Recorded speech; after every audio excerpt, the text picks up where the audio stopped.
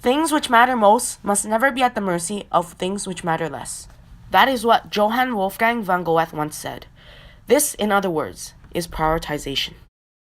This can be visualized with the rocks and jar of time.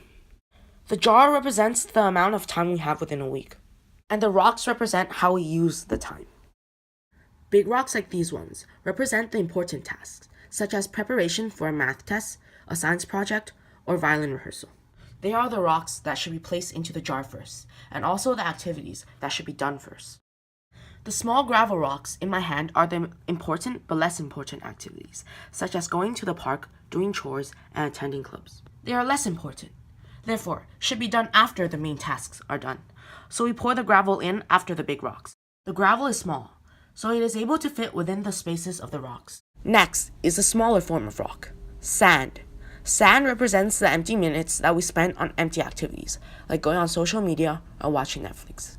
These activities should only be done when there's nothing useful to be done. In this scenario, the jar of time was completely filled. Here, you have aced the math test, gone to the park, and even squeezed in a few games of Fortnite. This is the life of the prioritizer. Now we have the procrastinator.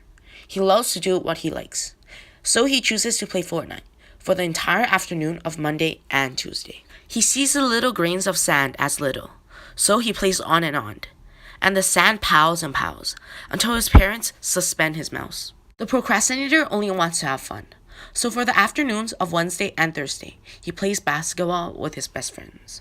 Again, he sees the small pieces of gravel and thinks it's small, but he soon watches the gravel pile and pile. On Friday afternoon, his teachers reminded him of the math, science, and geography tests on Monday. He knew that he was in trouble. The unit tests are in 3 days, and he studied nothing. The procrastinator does his best to push through the weekend with hours upon hours of studying. On Sunday night, he roughly studied math and science, but he forgot to study geography. He barely passed math and science, but failed geography. He had disgraced his ego.